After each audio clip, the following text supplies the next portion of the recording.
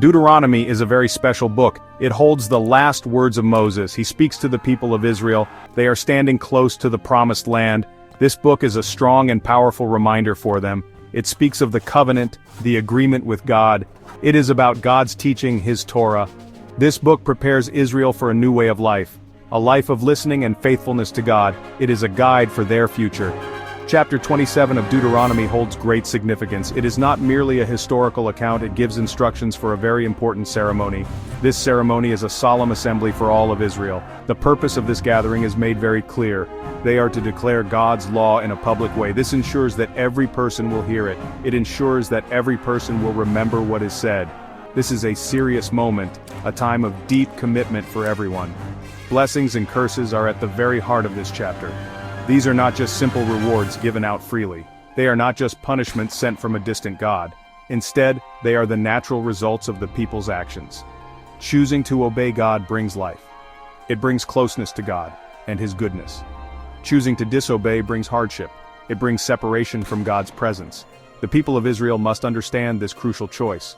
It is a choice between two different paths, two ways of living. This public declaration is designed to bind the people together. It unites them all under God's powerful word. It helps to solidify their identity as a unique nation. They are God's chosen people, set apart for Him. The ceremony itself will serve as a strong and visible sign. It will be a sign for them, and also for their children in the future. It is an oath that they take together as one people. It is a solemn promise to follow God's ways always. Moses gives very specific commands to the people. He says, when you cross over the Jordan River, when you finally enter the land that the Lord your God is giving you, you must do certain things exactly as instructed. You will need to go to a place called Shechem. There you will find yourselves situated between two mountains. This is a significant location, a place chosen by God Himself. It clearly marks a new beginning for the nation of Israel. You must set up large stones there. These stones are to be very important symbols. You will then cover these large stones with plaster. After that, you will write on these plastered stones. You must write all the words of this Torah, God's teaching. Write them very clearly, so that everyone is able to read them. These stones will stand as silent witnesses for generations. They will be witnesses to the covenant made between God and His people Israel.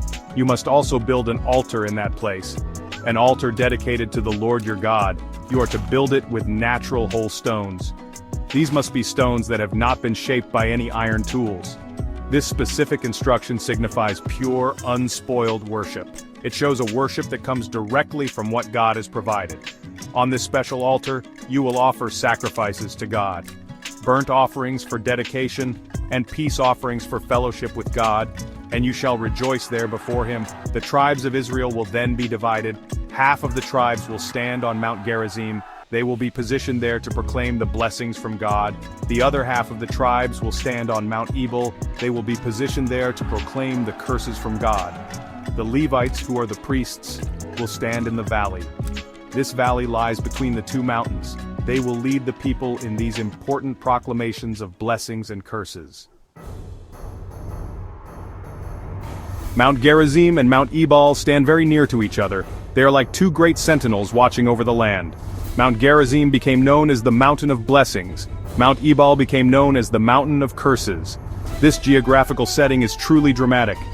It makes the choice before Israel incredibly vivid and clear.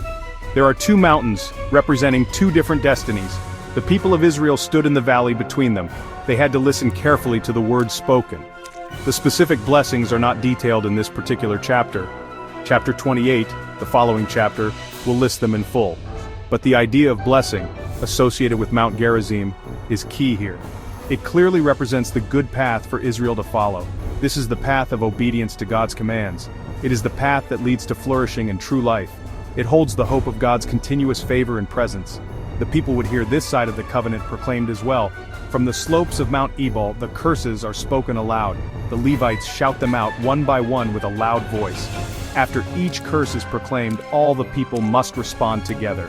They must all say Amen. This word means so be it, or it can mean it is true. This response is their public agreement. It shows their understanding of God's justice. It is their acceptance of the consequences that follow wrongdoing and disobedience. The The curses target very serious sins against God and community. Making idols and worshipping them is cursed. Dishonoring one's father or mother is cursed. Secretly moving a neighbor's boundary marker is cursed. Misleading a person who is blind on their way is cursed. Denying justice to the stranger, the fatherless, or the widow is also cursed. Even sins committed in secret are cursed by God. These actions destroy the fabric of community. They break the sacred faith with God.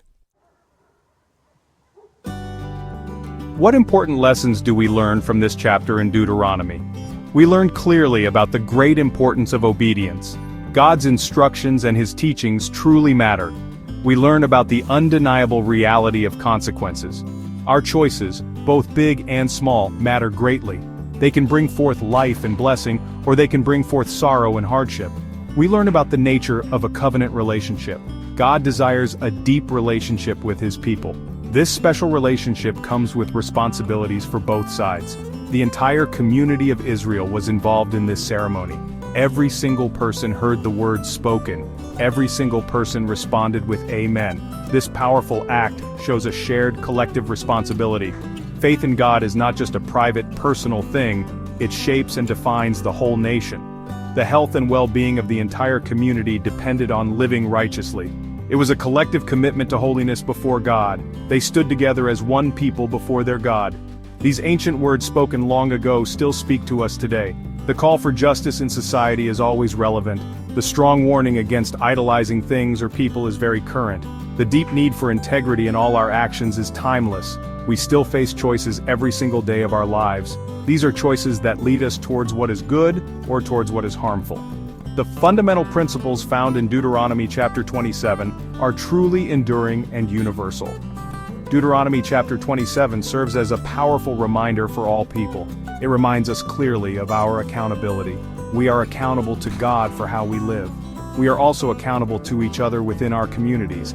It calls us to make a conscious decision to choose life. It urges us to choose God's way, the path of blessing. The echoes from Mount Ebal and Mount Gerizim travel through all of time. They reach us even now in our present day. Listen, choose wisely.